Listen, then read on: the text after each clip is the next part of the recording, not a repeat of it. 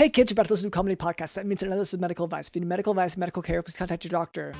Welcome to the Jock podcast featuring Dr. London Smith. When it comes to health and fitness, the doctor means business. Introducing your host, Dr. London Smith. Hello, and welcome to the Jock podcast, where we discuss fitness and health, and how to incorporate our modern understanding of science and medicine into our daily lives, but without it being so boring. I'm your host, Dr. LondonSmith.com. I'd like to begin by apologizing to our listeners.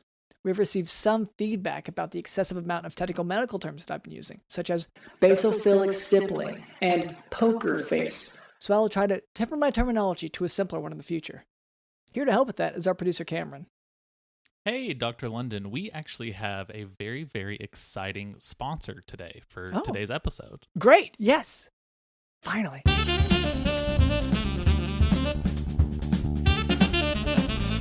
Dr. London, have you ever been to a murder mystery party? Yes. Not the kind where you go to a special dinner and there's like professional actors there, but the kind where you get to play sort of different parts and everyone tries to solve a mystery. Once upon a time, yes, I did try this, and is that what we're about to do? Or is that... Oh, I mean, it's not what we're about to do, but it's sort of an innovation on that product. Okay. I've done it too. It's a ton of fun. But this new product that is sponsoring our show, it's Mr. Murphy's Murder Mansion. And this sort of elevates the concept of a murder mystery party by bringing in true crime elements. Do you know about true crime? Yeah, those are the ones that are based on reality as opposed to the fictional crimes.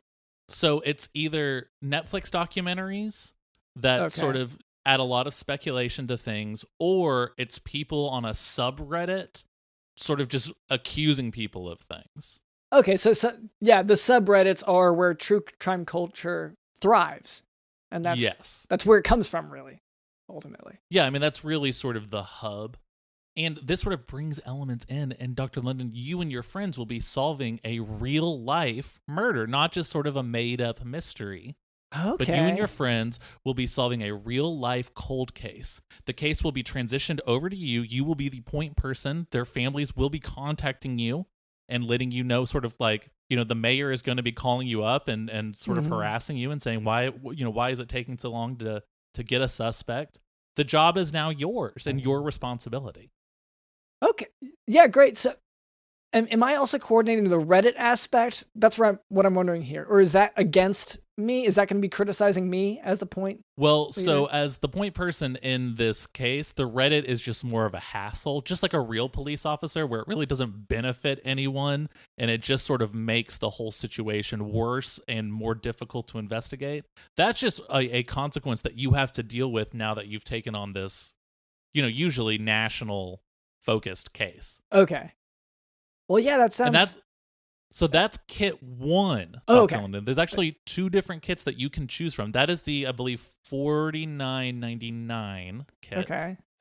And for the $59.99 kit, you will not be dealing with a cold case that happened in the past, Dr. London. You're going to be making your own case right now at the beginning of the game. What you're going to do is you're going to go ahead and commit a murder, and then you get to hide the clues around your house or maybe in the yard, and you get to have a lot of fun with hiding the clues as your friends and family try to solve, who did this. So do I invite all the friends and family over to open that kit, and then it's like a game of Clue where it's just which part of the house, who had the murder weapon? Is it like that? I just want to make sure, how early do I involve the friends and family? Are you asking if you're going to kill someone before your friends and family get there, or are you killing one of your friends and family? I would say that's up to you. Okay, I guess whenever we talk about it, like how many players are in the game, I guess maybe that's, if we all start the game together, then I guess I'm wondering how many of us are there at the beginning. How many of us are in on it? I mean, it's all part of the game, so I guess it's just whoever you decide to tell. Okay. And because they all know it's a game. They will know? If you tell them. Okay. Yeah, okay. You were an adult. You can do whatever you want. I guess I don't understand the question. Yeah, no, I think I'm confusing it too much. The box is basically just you kill someone, whoever you want, and then you hide a bunch of clues around your house and make your friends and family kind of solve the mystery together. Okay.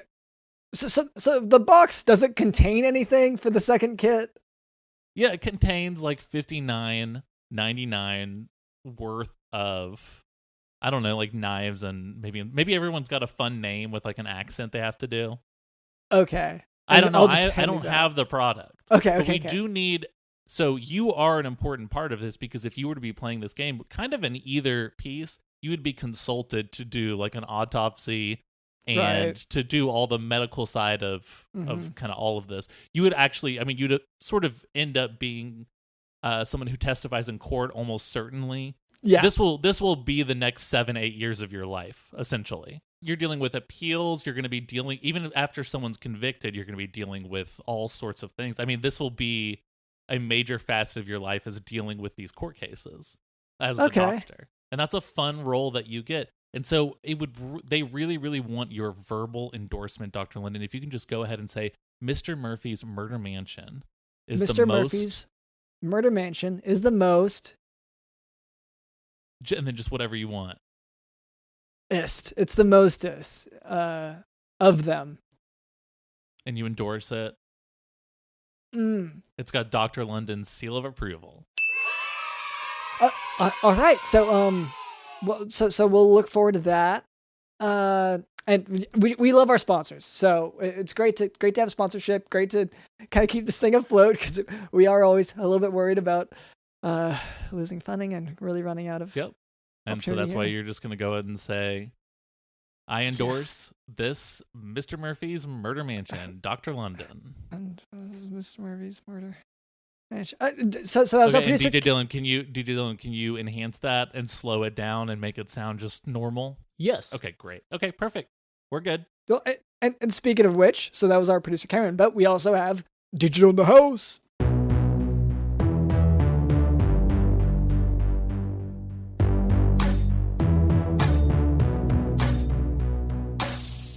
This new product that is sponsoring our show, it's Mr. Murphy's Murder Mansion. Mr. Murphy's Murder Mansion. Mr. Murphy's Murder Mansion. Murder Mansion. Mr. Murphy's Murder Mansion. What you're going to do is you're going to go ahead and commit a murder. Commit a murder. Mr. Murphy's Murder Mansion. Commit a murder. Mr. Murphy's Murder Mansion. Commit murder.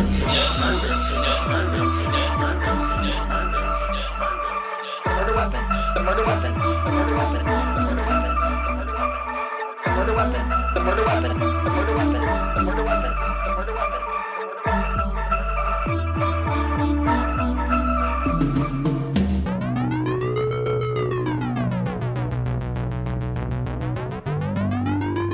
You're an adult. You can do whatever you want.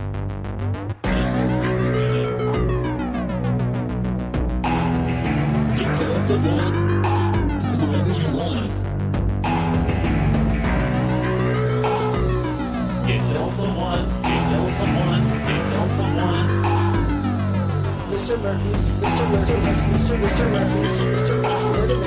Murder Mansion. This will be the next 7-8 years of your life, essentially. You're dealing with appeals, you're going to be dealing even after someone's convicted, you're going to be dealing with all sorts of things. I mean, this will be a major facet of your life is dealing with these court cases.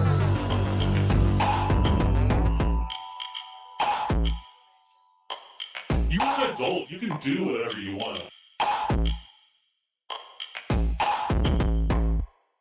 I, Dr. London, endorse Mr. Murphy's Murder Mansion.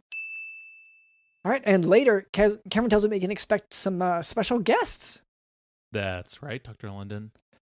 All right, but before we move on, I would like to address a bit of listener feedback. This note comes from Your Secret Crush. the note reads, quote, "Your grandson is very handsome. Tell him to look at the camera next time he has his photo taken," end quote. So trying to remember who does the grandson belong to at this point? I know we were trading off. I mean, canonically, I believe I have a grandson who is 6 or 7 years older than me, right? Yeah, but we were swapping. That's like, I don't know. I felt like he was kind of too much of a burden on you, and you kept pushing him at me. But okay, so your grandson. Last I remember, I packed him up a little goodie bag to leave my house to go on an adventure to your house. Okay. This is a 37-year-old man, but I packed him a little backpack with like a bologna sandwich and some fruit and stuff like that, and be like, okay, you're off to Mr. London's house. And so I don't know if he made it or not. Okay, and that was how many years ago was that? That was, let's see. He was 37 at the time. But yeah, he was 37 at the time. I mean, this would have had to have been, I mean, that like Scrubs was on, but it had gotten bad. Okay, so that last season, that extra so maybe season. like 2008. Okay, yeah. Okay, so 2008, he was 37. We don't need to do the math on that, but just, you know what? I assume he's listening. So I guess this is a note for him, your grandson. Look at the camera next time you have your photo taken. Just look at it. Look at the lens. It's weird at first, but we all get used to it. Anyway, thank you to our listeners for sending that in. Now for today's medical topic, ulcerative colitis. Ulcerative colitis is a condition that, like Crohn's disease, falls under the category of inflammatory bowel disease, which is an idiopathic disorder that presents with diarrhea, blood in the stool, weight loss, and fever. Extraintestinal manifestations that can be identical to either type of inflammatory bowel disease include arthralgias, uveitis, iritis, skin manifestations such as erythema nodosum and pyoderma gangrenosum, and sclerosing cholangitis. And that last one is this more is one frequently of those seen. things that, sorry to interrupt, Dr. London. I know you want me to interrupt more, and I've sort of been cooling off lately, but this is one of those things where, if you have all of these things, like what you were listing, like diarrhea, blood stool, you had whatever your site is sort of like going, it sort of becomes sort of just like a pinhole. All these different things. Yeah. That doesn't necessarily mean anything is wrong with you. No, like not emotionally necessarily. Like you're still a courageous person. You're still a good person who loves and cares and takes cares of other people. And all these other things are sort of secondary. It's vanity, really. Like, oh, do I care about looking sick or not, or whatever, Yeah, or do I care about like problems with the gallbladder and whatever. I feel like you do kind of care about that stuff, and just not in the vanity way. It's more of a just. Oh, I'm obsessed with looking like my gallbladder is fine. I'm obsessed with making sure everyone knows my gallbladder is fine. It's like, okay, or you could just live with continuous jaundice. Never stopping jaundice and diarrhea. Yeah. So that's so the sclerosing cholangitis. And is that so bad? Well, It seems kind of it seems difficult, I guess, to live with it. But then again, a lot of us carry many burdens that are difficult to live with. Well, I mean, coming from you who has lived such an easy peasy life, it's not surprising you would say, "Oh, that's difficult." Okay, yeah. No, this is my elitism. For a boy who's always had a, heated, soft, comfy toilet seat. The idea of having to sit on a normal person's toilet seat and have diarrhea is just, disgusting. And that's just so painful. You say that I always... Like, no, that's just real life, Dr. London. For us common men, sitting on a hard, painful toilet and having diarrhea every day is a part of the common man's life. Well, okay, because I don't always have the warm toilet seat. Remember that time we went camping? And I couldn't... Like I had the lighter under it and I couldn't get it warm, but I was okay. Yeah. for most of the Well, trip. and you couldn't reach the plug either. That was a big part of it. There wasn't an outlet in the bathroom. Yeah, on the And so you by the couldn't river. plug it in, and so you couldn't do either the electric or because you have the option either electric or gas. Your heating options for the toilet seat you sort of bring. Yeah, and but to my point, I feel like it was fine. Like I toughed it out. Yeah, you yelped the second, Yeah, and you sat on Which it is as loud as could be. that's the normal bodily reaction to that, though. Okay. Okay, anyways, I was saying sclerosing cholangitis. That's actually more frequently seen in ulcerative colitis, which is our focus today. Additionally, all forms of irritable bowel disease are associated with anemia. So, both forms of irritable bowel disease can lead to colon cancer. Ulcerative colitis, which once again is our focus, it's distinct from Crohn's disease in that it is curable by surgery, has only mucosal involvement, and does not form fistulas, abscesses, obstructions, nor perianal disease. That's unlike Crohn's disease. But it doesn't mean you're a bad person just because you have all this stuff. It doesn't mean that you can't play guitar and you can't, hit a baseball really far, Dr. London. Yeah, no, I've worked with people who had some of these diseases, and they were nice people. I feel like I'm not trying to throw a stigma on anyone through this. Well, you are. You're saying, hey, if you know anyone who has all this stuff, they're anemic and they are, let's be honest, pissing out of their butt. Okay. They're so gross. Let's make fun of them. I hate them. I feel like I said a lot of what you said, except for the gross, I hate, But in any case, so diagnostic testing includes endoscopy, which is the most accurate test. If the diagnosis is still unclear, serologic testing may be done, and that would typically show a positive anti-neutrophil cytoplasmic antibody test in ulcerative colitis. So because ulcerative colitis can cause colon cancer, we screen for that cancer, and that screening should occur after 8 to 10 years of colonic involvement, with colonoscopy every 1 to 2 years. Treatment includes steroids for acute exacerbations of all irritable bowel diseases and 5-ASA derivatives such as mesalamine for chronic maintenance of remission. If the disease is limited to the rectum, which can happen in ulcerative colitis, patients may receive mesalamine. Azathioprine and 6-mercaptopurine are used to wean patients off the steroids. Remember, we said that they were used for acute exacerbations. Calcium and vitamin D. Oh, yeah. I remember that. Sure. Yeah. So calcium and vitamin D are also given.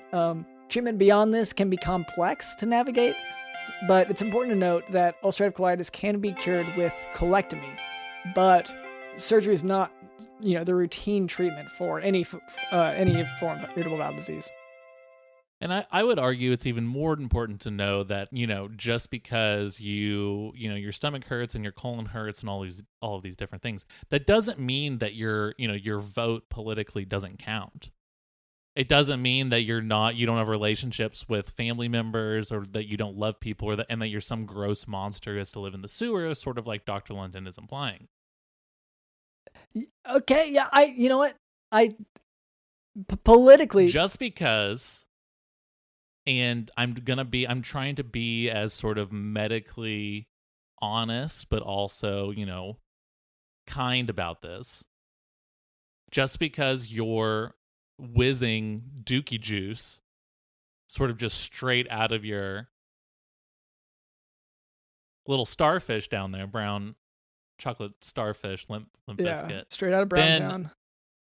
Shipment straight down. So then that doesn't mean that, your vote politically doesn't count, or that you can't run for office or anything you want to do. You're just as normal as the rest of us.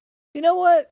I guess I see what you know what? I think everyone who has irritable bowel disease should run for office. I'm gonna say that now. Well, I'm not gonna say that. No, I would not. I would not say that. I think that's maybe a terrible idea, honestly. No. I think that these people, they do show a lot of bravery. You're right, Cameron. These people do show so much bravery to overcome this difficult disease. That if they're pooping blood every day, then maybe they should. If that's a battle they fought in private, imagine the battles they could win in public. You know what? I actually agree that you really won me over. Great. All right. Well, so with that being said, maybe we'll move on from there. As good as that conversation was. Yeah. And if you can just clearly say, I'm Dr. London and I love Mr. Murphy's Murder Mansion. I'm Dr. London. I love Mr. Murphy's murder. I don't want to. Okay. And DJ Dylan, you've got that and you can enhance that. Slow it down. Yes. Oh, you can speed it up. Okay. Perfect. Okay, good. Make it. Okay. Great. Or bat. But okay. I mean, should we? I mean, they paid a lot of money for this sponsor. Should we incorporate some sort of murder mystery aspect to this? To the medical lesson. It's done. I feel like we already. No, I just mean like to this episode. Like before we move on to the guests, like should we maybe even consider? I mean, Dr. London, should we be trying to solve the mystery of who stole your socks? Do you think that mystery is maybe a little too impossible to solve? Yeah, that can't be done. I mean, and maybe a little too dark because of how much murder is involved in this story, possibly. Okay, I feel like you do know more than you're letting on here. But let's. Well, it just mean it's like a murder mystery thing. So I mean, if like we got to make it like murder mystery-ish while still solving your real life crime. Yeah, so when the socks disappeared, they were attached to a body, and it wasn't mine, and the body was found to be deceased. So, sure, that's there, but I just feel like that's not really a podcast thing.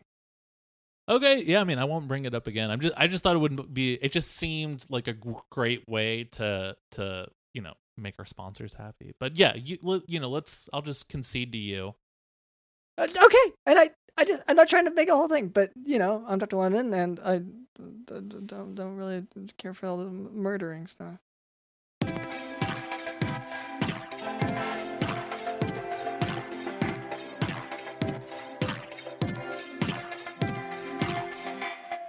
All right, Cameron, you said that we have some guests today. Is that right? That's right, Dr. London. Wow, great. So hello there. My name is Dr. LondonSmith.com. This is our producer, Cameron. What was your name? I am called by this government, Jeremy.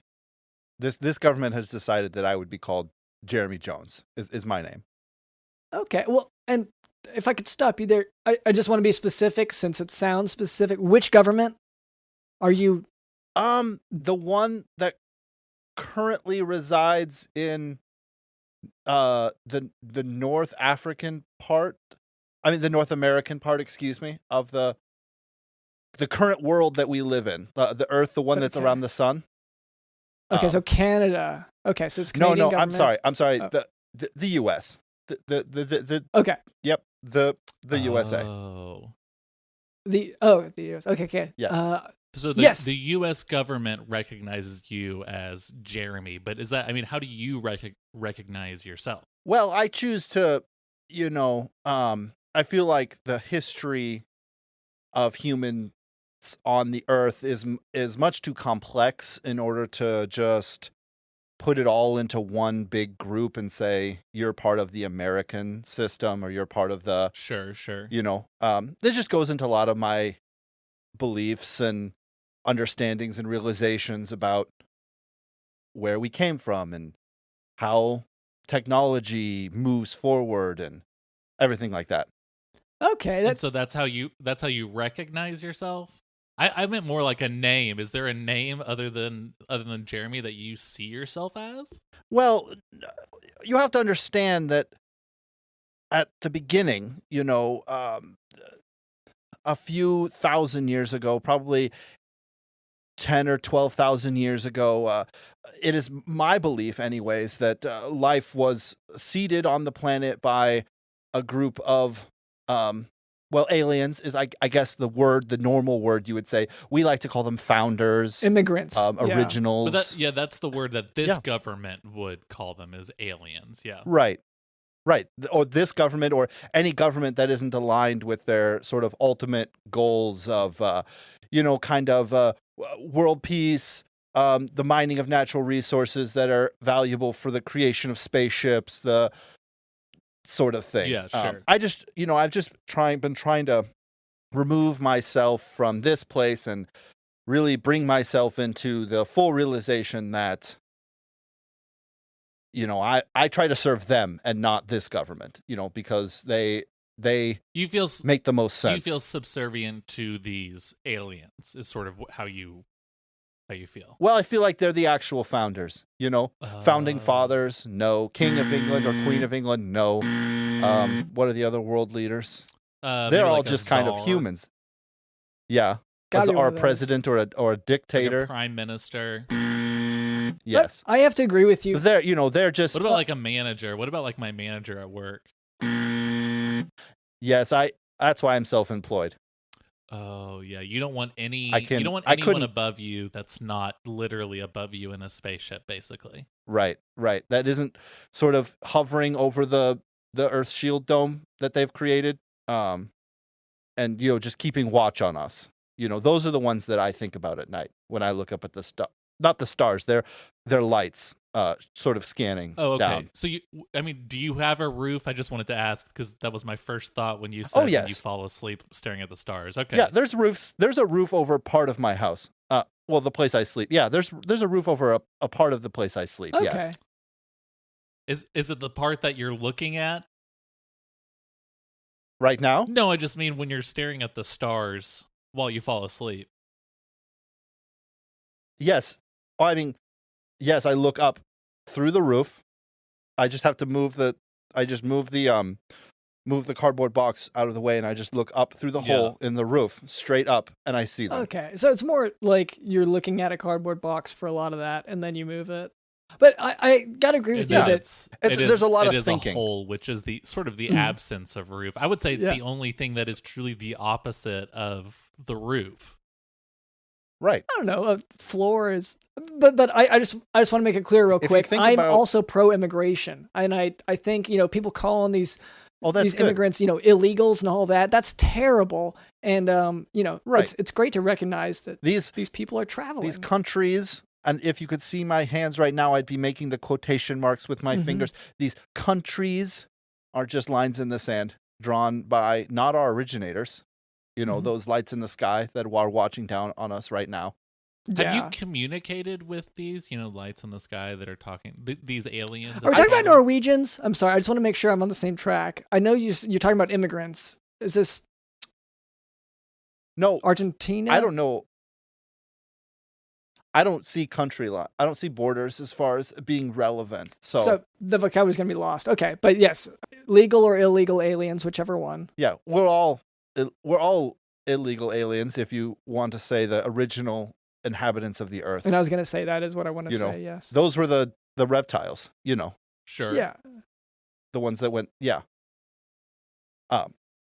Anyways, I'm here with Jeremy. That's my name. I'm here with my good friend, Harold. Oh, hey, Harold. Hi. I go by L. Harold. Harold's my middle name, but Leroy is my first name. And the quick story is I was 11 when John F. Kennedy was assassinated, and they pinned it on Lee Harvey Oswald. And since my last name is Oswald, boy, I got to thinking about it as a kid, And sure. And as I went forward in life, I went to college and I met a guy that was like, "Yeah, we're not getting the straight dope here." And say, "Could you run a projector?" Like I've got my hand on a copy of this thing called the Zapruder film, and I've got a slideshow, and I'm going to go and give this little talk here at this fraternity house. They wanted to stir up some controversy, so I went with this guy. His name is Ralston. He's now, I think, last I heard, he was a professor of sociology at University of Missouri. And back in 1975, he published his first book called History's Verdict, The Acquittal of Lee Harvey Oswald. Right. And I used to go around with him when we were just kids, and show the Zapruder film and show the slides. And he got me onto this. And then I went to this convention where there's a group of, it's like a convention for conspiracy theorists, And because piqued my interest because of the irritable bowel syndrome. I always want to have a booth close to the men's. And I was in there having to take care of my problem. I'm sorry, is it because you have the problem Yeah. or because you're studying it? No, because that's just like Cameron said, you can be a normal person even if you have this, Yeah. And so I was at be this into convention. conspiracies or be into science or be a Yeah, teacher yeah, or even a uh-huh, police uh-huh. officer. You could be a doctor. Or even Yeah. a dog walker or even a baker. Yep. And so I was in the stall, and I'm sitting next to it, I hear noises. There's the next stall over is occupied, and you can see maybe the feet, the shoes, and maybe the bottom of their pants. But And you're looking, it sounds like you're really checking to see what your neighbors yeah, are. but there's wearing. noises that were going on. This person next to me was probably suffering similarly to my condition, and we got to chatting about how tough it is to work these shows when you got to be I always like to have a booth close to the men's in case I've got to bail, and you could say things. We chatted kind of intimately because when you're sitting, you can't see each other. You're just in separate stalls and depending on stuff, the- and you're depending never on the going to see him toilet. again. So- And unless you're like really checking, his shoes were kind of nondescript. It's not the kind of thing where I'd be able to pick him out by his shoes, right? So In some of the bathrooms that I hang out Mhm. at, there is sort of there's a little hole there. There is a space there where you can kind of see the Mhm. person on the other side. well, But yeah, I get that that's not in every restaurant. And that's Well, not universal because that's I was- been standard for our studio now. It is, yeah. Every single stall has that sort That of plus the butane hole there. toilet seats. We're thinking of going electric though. I think to be Yeah. Anyway, no, I get what you're saying. You typically cannot see someone at a normal place. You're not going to be able to see someone on the other side Right. of that stall. And that person ended up being me. oh yeah, and the way it worked out, the way we were able to connect, I was just thinking, this guy might be interesting to, get to know better, but it's kind of awkward now because we've said things that we probably wouldn't have said if we were Yeah. face to face with someone we know. But then just as he was leaving, how sometimes the tail end of the toilet paper roll kind of folds down too far. And as he got up and, I could flushed and the thing was going on, he stepped on the end of that toilet paper and just strode out. Oh, wow. And this thing went out across the floor of the men's and out into the auditorium. And I just thought, well, I better help this guy. So I quick washed up my hands and went cruising out there, and I followed the toilet paper. And sure enough, I caught up with him, and we were able to strike up a conversation. And that's Yeah. how we got acquainted. That's why we Anyway. decided maybe we'd come on or wanted to at least contact you about coming on your show because, like Cameron was saying, we're two just normal people, and this issue, I don't like to use formal doctor diagnosis, and I'll give you a pass right now for being a human doctor. Thank you. People of do not figure out- normally give me that. But this thing has really brought us together. Yeah. And really helped us to sort of move together into our friendship, And so, like, in a lot of ways, it's kind of been the launching off point for, like, my first human friend I've ever had. like we share tips on supplements, like to cut back on the anemia and all that. And your story of meeting, it's just so interesting to me. It reminds me of how similar we are to the animals. We think we're so advanced, but birds who have never met Right. each other, they chirp and they can hear a bird from a mile away and say, oh, that's the same species as me. That is a friend. And in that same way, you can be sitting in a stall in your bathroom next to someone and hear those special noises, that special call of your own type, of your own kind, and say, hey, this is someone who shares IBS with me. This loud, And find violent a evacuation best of the friend. bowels. It's just so amazing. It has a specific cadence. You can hear it, Yeah. and you can it seems like you maybe wouldn't even have to use words to communicate at that point. Well, we did use words a little bit because we talked about, obviously our specific life passions, but I say like the initial handshake was definitely purely flatulence. Mhm. If I can use that Oh, word please. on the internet. Yeah. There's so much worse words you could have used there, and I'm relieved that that's what you chose. Yeah, and that's what it's about, is being relieved. Yeah. Oh, there it is. Yeah, being relieved. I mean, there it is. Bringing it up again. Well, Bringing it back around. so I want to know what brings you guys here today. We're really here probably just because of the IBS thing. Oh, Oh, you just wanted to hear the medical lesson in person. see, for a second I thought you wanted to, like maybe you had something related to aliens that you wanted to share about, but it really is. I mean, I'm glad that, because sometimes we get sidetracked with that stuff. Yeah, for me, I was just a conspiracy theorist, because like the conspiracy, it always starts with the questions that are unanswered, right? Like, how did JFK's head snap back on those specific frames of the Zapruder film when he was supposedly shot from behind, and then like up ahead of the motorcade was the grassy knoll, and what happened to all those people that just mysteriously perished and are now have assumed room temperature, immediately Or after, why is the main? We've talked about this actually on the show 3 or 4 times now, but why is the main sort of signifying point of where the grassy knoll is just this really cheap looking yellow banner that's very small and not for a major historical marker? You would think it might be like a statue or some sort of plaque. I think there maybe is a plaque and statue out there, but on the grassy knoll specifically, it is an ugly, gross yellow banner that I drive past all the time, and it makes me very happy. By the way, that we haven't wasted so many our tax dollars on something nice. I should note, Cameron, right there. So the Dallas Tourism Office did contact us saying like we need to promote that sign. So if we could just go see the grassy knoll sign. It's yellow. It looks like it's advertising a garage sale or something. I think it's there randomly too. I think it's there sometimes and then they're not other times, which makes me wonder who is setting that up. Are my tax dollars going towards paying for someone to put that up and take it down, maybe on a windy day? I'm sorry, because it definitely won't be able to sustain on a windy I need day. to read a little bit of the ad copy there because so maintenance does put up sign occasionally, okay? Just so that clears that up. And your tax dollars are fortunately, yes, going towards paying that maintenance guy to occasionally put up that sign. I just want to, so now there's no confusion. Taxes. We all know we can go there and love this aspect of Dallas tourism. Oh, okay. That's if you want to sort of put yourself into a place that you're actually physically giving the governments of the world any of your money.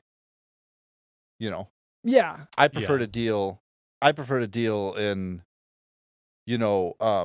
like those rocks you can find on the side of the road that are kind of see-through. There's green ones and brown ones. You can kind of see through them. I've seen them, but I think they're frogs. Oh, yeah. Like for a while. No, they're rock. They're hard rocks. You can kind of see through them. Sometimes they come in, they're really large, and sometimes they have bits of paper stuck to them. But I clean those off and I turn them into round coins, and I pay at diners. I pay for gas for my car with that. Some people tell me this is just glass from bottles, but I tell them it says Bud. You can clearly see the B from a Bud Light. Yeah, or insignia. B for bucks. But I'm just waiting, for eventually once our founders come back. That's what I'm waiting for. Once they come back, we'll hopefully Leroy and I will be together at some capacity, hanging out. But I mean, are they actually going to come back? Because I mean, it sounds like they set up shop by creating the world, as you're saying, and all of us, right? And then just sort of bolted like millions of years ago, right? Well, here's the thing: if you look at the astrological evidence, right, we're due in I didn't see that. About 200 years. We're due for like an alignment, like a real serious alignment. And I think that if we were to start work right now and we were to build another pyramid, I have all the designs on my website. If we were to build another pyramid, we couldn't really build it to the same spec that the pyramids have been built. But if we were to build another one at an exact 45-degree angle from the main large pyramid, we could draw them back 100 years sooner. And that's actually one of the reasons I wanted to come on here, is so that I could promote the idea of, hey guys, let's show up to Egypt and say, we're going to build another pyramid that's what we're going to do now. Now, can you use the Memphis pyramid that used to be like a basketball arena, Oh. and now it is a gigantic Bass Pro Shop? Because I want to say there, yeah, because I'm very all about never affordable thought of housing that. for immigrants. I know you're obviously, Jeremy, you're very pro immigration, and so I Right. wouldn't just want to throw my endorsement there, because yeah, if they already have this pyramid in Memphis, that'll be perfect for these refugees. Yeah, it was either, I mean, it used to be, maybe it was for the Grizzlies originally. It was originally, I know, like an actual basketball arena, and then now it's a Really? Bass Pro Shop that has a bowling alley in it, I believe. Is it made out of 40-ton granite slabs or? Ooh, no, it's all made out of Ah. glass, which means if you're driving at the perfect angle at the perfect time of day, it just sort of reflects the sun at you and blinds you and is definitely dangerous. So that could to be a driving around valuable, Memphis. if we were to sort of get it right so that it were to reflect back up into space, we might be able to get like flag a probe ship. That's an interesting theory. I'll have to travel to Memphis to see what That was a really what I interesting can do with that. theory. Yeah, good thinking, Cameron, for the probe signaling. Yeah, Yeah, it does say that they only spent $65 million on it. Is Ah. that okay? Is that enough money of probably Um, taxpayer money to have spent on a giant No. pyramid? No, I think we've got to be in at least the $1 billion range in order to like really turn the lights on. Yeah. It's got to be one of those It's a matter of how much money you spend, not necessarily the product that you get from that. Right. Like the ancient Egyptians did it, and they got the aliens to come and teach them how to build things out of stone. They built the big pyramid. The ancient the aliens came down, taught them how to build the pyramids, and bing bang boom, there they were. They did it just fine. Yeah. Well, and to Dr. London's point, like the importance of spending a lot of money, like who cares the outcome or the product or anything. Right. That's why one of the reasons I really, really love NFTs is because it allows me to put my hard-earned cash into just absolutely nothing. It's like I'm putting it into my computer and leaving it there. And that, I mean, really, really makes me feel, I mean, I'll say it, horny. Thank you for saying that. Yeah. Yeah. I could tell you had reservations, but you did go ahead and go for it. I'm just trying to be honest on this Yeah. show. That's why I love NFTs. And so I feel like we're on such a good track here, and we are about to crack this nut of how to signal the aliens and possibly also to solve the mystery of what happened to JFK. But I can't help but feel like we got chores to do, and it's just do kind of have hanging chores over my to do. head. Oh, really? We do? All right. Yeah, I'm always willing to help out with whatever needs done. So Yeah, let me explain to any new listeners what we are talking about. Dr. London and I have unfortunately been neglecting all of our chores for a few months now. Oh, yeah. Basically, when did The Sopranos start? Was that 1999? That was the last time we did a chore, because then The Sopranos started, and then Lost started, and it sort of daisy-chained, and it's just a whole thing. We have been neglecting everything on our to-do list for a really, really long time. And so we came up with a creative idea. Let's make a chore wheel that we spin every single week, and whatever it lands on, that is a chore that we have to do. And Dr. London, even if that means shaving your sandwich, Well, you have to do it. that's just because it's really growing so well now that I almost don't want to anymore. you can I just know. put it off. I'm just saying, if the chore wheel lands on it, Yeah, no, You've gotta I shave do your have to. sandwich. No, I read the contract. I signed. Okay. but if Jeremy and Leroy, if you guys could actually spin the wheel for us, that would be, you can see this gigantic wheel in the studio with us. If one of you just hops up there and just gives it a whole spinny-roo. All right. So the chore is, of course, to share your perfect hot cocoa recipe for staying warm in the winter. Ah, yes. So, let me explain exactly what happened here. The mayor, who we are sort of constantly being bossed around by, the mayor is constantly making us do stuff for him. And he came up with this fun wintertime cookbook. and he has been unable to come up with a single hot cocoa recipe, which how are you going to have that in a wintertime? Yeah. Or how are you not going to have that in a wintertime cookbook? So this is where he emailed us and he said, guys, I need like 4 solid hot cocoa recipes for this dang And book. he was panting And while he said it, like he had been running or exercise, something where like it sounded urgent, possibly emergent. Yeah, it sounded like an emergency. Yeah. And so we got to come up with a few hot cocoa recipes, or not really just come up with, but also just share one if you already have one. Like I already have one, Dr. London. Okay. I have one that has actually been passed down from one of my friends and it was passed down to him from one of his friends, and it was passed on to him from one of his like college roommates. Wow. So it's Sort a of family just tradition. Yes, from just generation to generation like that. And so what you do is you take a candy bar and you melt it down. So instead of just taking like, hot cocoa powder or whatever, you're taking a candy bar. Oh, sorry. You're taking a bunch of Jolly Ranchers. Okay. I forgot to specify the candy bar. And you're gonna stick Smaller that candy right bars, in the microwave. Smaller candy bars. You're gonna stick that right in the microwave until it makes a sort of goopy juice. Then you're gonna pour that goopy juice just right into sort of a vat of butter. Okay. Then you're gonna stick that butter and you're gonna stick that in the oven for like 2 or 3 days. Okay. Are you gonna turn the oven on? No, it's just there for safekeeping so you don't forget about it. Okay.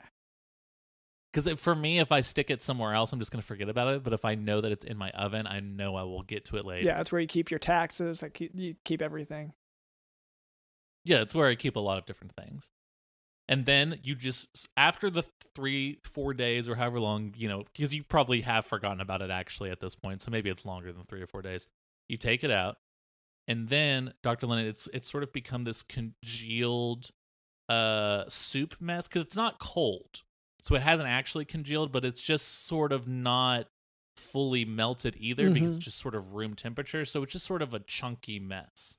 Yeah. And then, Dr. London, you, with your finger, you can draw a smiley face in there in sort of the goopy mess. In the hot or chocolate? You can draw...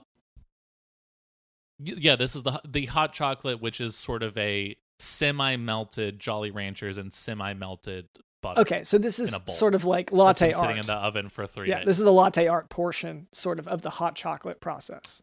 Or it's almost like putting your finger into a bar of soap. Like I feel like my comparison, a melting bar of soap. I feel like my comparison was like maybe a little bit more apt, but go ahead. Or is that it? No, you can just draw whatever you want. Okay. And that's your hot chocolate. Okay. All right. Well, you really should not drink this or eat it though. Again, I'm sort of confused. I don't know what the state is at this point. If how much of it is liquid and how much of it has become a solid. Yeah. Well, because it seems like the butter left out is going to become more liquidy, but on the other hand, the heated down Jolly Ranchers left out is going to become more solid. Yeah. And so it becomes this Clumpy sort of like, thing. again, like sort of just a goopy, lumpy mess. Yeah.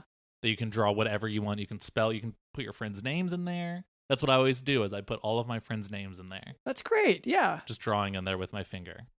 That's really fun. Hot chocolate. And that's a fun winter activity too. So drawing all your friends' names, you're obviously the inherited friends. All right. Jeremy, Harold, do any of you have or both of you have recipes? I was thinking something a little bit more, a little quicker, Okay. Oh, yeah. Warm up some milk and dump some chocolate in, but don't forget the marshmallows. But I'm curious about this congealed mess that we've been talking about. Is that going to am I going to have a problem with my ulcerative colitis here? Or? Oh, I mean, again, I would say I would suggest really not consuming it at all. It will make you sick, but it's great for drawing your friends' names. I think if you draw your friends' names in it, that I do not believe that specifically would exacerbate the ulcerative colitis, unless that activity stresses you out a whole lot. In which case it might have such an effect. It does. You know how police officers love to say that like touching fentanyl makes you poisoned by fentanyl? there definitely is sort of a similar effect when you touch Well, it's the Jolly Ranchers, yeah. the hot cocoa. They hit. So you shouldn't touch it. Honestly, I wouldn't open your oven again after you've stuck it in there the first time because you don't want to breathe in those fumes either. But in any case, Harold, thank you for your point of because the mayor did not know about the milk, hot water, and hot cocoa mix. He didn't know about that recipe, so that's actually really good. We'll write that down. Yeah, we can add that in there. Dr. London, do you have anything? Yeah. So Family recipe or something? yeah. So this also passed down from I went on a cruise, and yes, and there was a man there who'd said, "Come, child, let me show you how to make this." And so this is, I guess I should say, going on a cruise is sort of your birthright. yeah, right? it's just how I travel. Like that's how I get around. Well, people sort of a Jewish lineage will yes. travel to Israel as sort of a birthright trip. You going on a cruise to, well, where does it go anywhere, or does it just sit at the dock? But you've always described this as sort of your birthright. Yeah, no, I mean, it's just basically commuting by cruise wherever I'm going to go. That's it. Like it's not about the destination. It is about the journey. It's the passage of your people. Yeah. And, because we had to pass across oceans back in the past. Immigration. I don't know if you remember the pyramids. Anyway, so so this old man, he pulled me over and he said, "Here, this is how you make it." And so Was that a police officer that pulled you over? I can tell you how to make them leave you alone. If a police officer pulls you over, the first thing you do is you throw your keys out of the car. You're not legally driving. Well, I got to stop you anymore. there because wow. it has happened to me, yes, but this was definitely on a cruise ship, and they don't give me the keys anymore. Oh. Like, I suppose it might be different for boats. Well, I think it worked the one time I got to try it because I did throw the keys off the boat. But then the Coast Guard did, have to rescue us. Yeah, security on a cruise ship is Coast Guard also. Yeah. So, so to your point, yes, I think it worked because the police officer kind of stopped focusing on me so much and tried to solve a larger problem at that point. Which is the missing keys. Yeah. Yeah. Or sinking keys. You could Yeah, say. he dove in quick and but in any case, so the old man showed me, and it was a matter of putting a mug under the hot chocolate dispenser, and you just push the button to make it dispense the hot chocolate. Oh, it was so. Wow. And he was right. Like these older people, you got to listen because there was so much wisdom in that. He said, like, this is really well, how some you of do these it. old traditions, everyone today is like, oh, is it on my phone? I don't care if it's not on my phone. Yeah. But when you sort of listen to these old traditions of your grandparents and their grandparents of pressing the button on a Keurig machine. Yeah. I mean, that's the sort of stuff that makes you remember who you really are and where you came from. Which for Dr. London is mostly a cruise ship. Yeah. I'm sorry, Jeremy. Well, that's great. Yes. Do you happen to have any hot cocoa? We're all adults here. I like to begin my hot chocolate experience with just 3 ounces put back quick. 3 good shots put back quick of whatever I can find laying like around. Mayonnaise. Whiskey, whatever it is. Yeah, mayonnaise or whiskey, either one. Yeah, mayonnaise, whiskey, mayonnaise, man-iski, mayonnaise mixed with whiskey. Mouthwash, rubbing alcohol, just like whatever's around. Cough Lysol, syrup. whatever. Just something to get you in the brain, get you outside of yourself and get you connected with the sky probes. So 3 ounces in addition to whatever is already in the cup. Right. That's just to get you into the place of making your hot chocolate. Okay. And I don't really use chocolate. My amalgamation that I call hot chocolate because it's warm and dark. Mm-hmm. I just call it that because it's a fun memory, Right. But I swore off of commercial goods long ago. So, I don't really play into the capitalist system. So I don't, milk.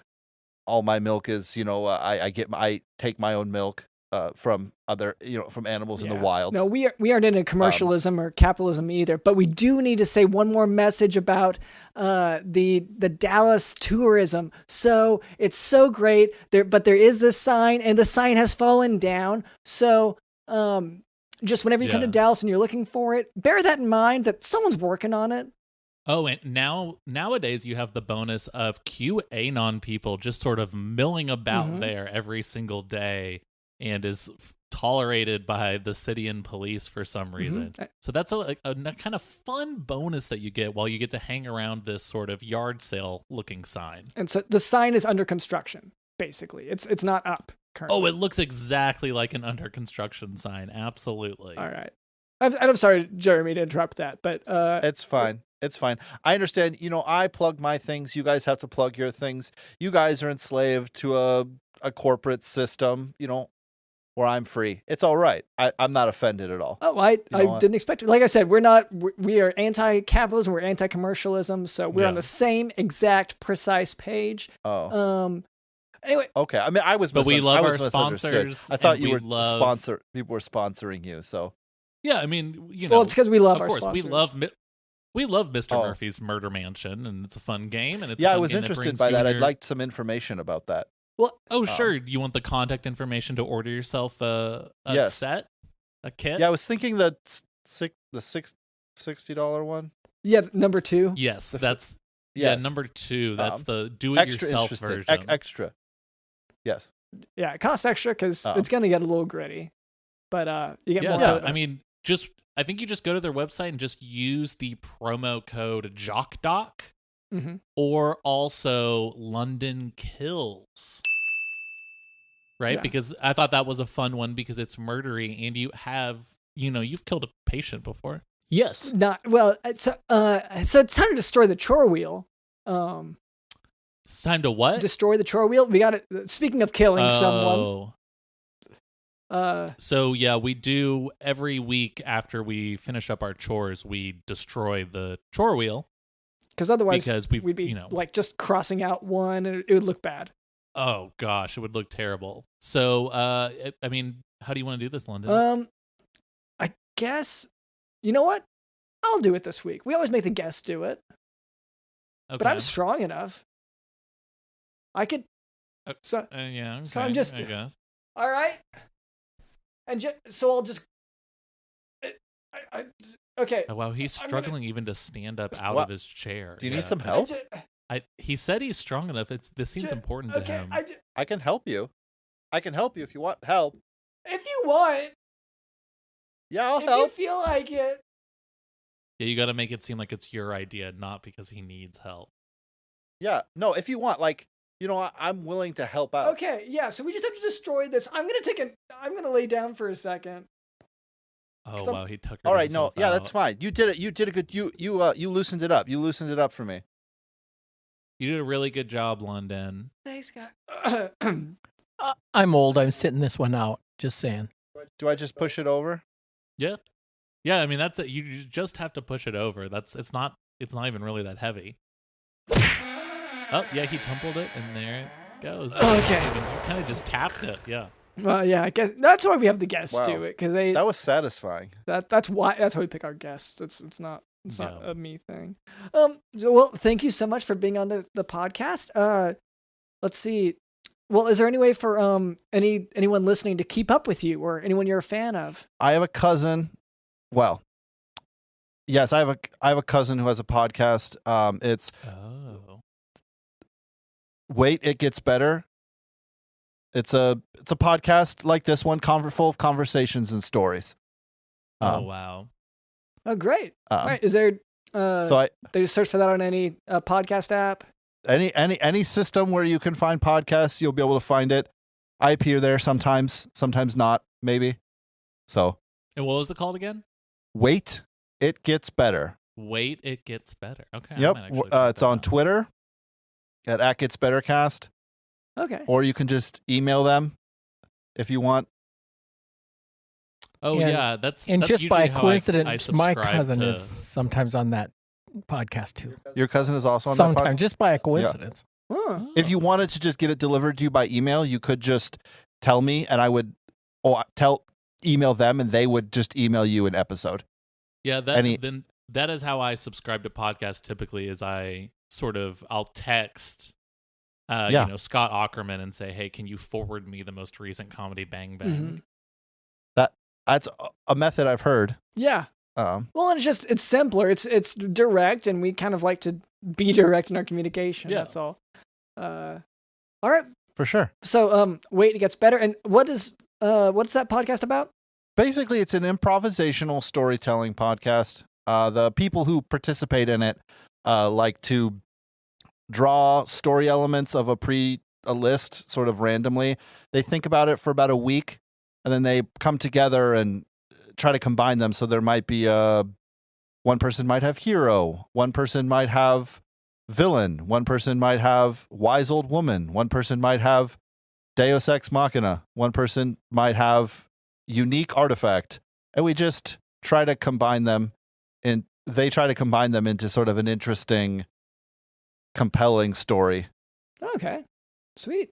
Basically, we're good at coming up with ideas and not good at executing them into full short stories. We meaning your cousins. Yeah. Yes, sorry. They're good at that. Sure. All right. Well, thank you so much to Jeremy Yes. Jones, L or Leroy, Harold, Oswald, our producer Cameron. Thank you to Digital in the House. One of the reasons I really, really love NFTs is because it allows me to put my hard-earned cash into absolutely nothing. It's like I'm putting it into my computer and leaving it there. And that, really, really makes me feel, I'll say it, horny.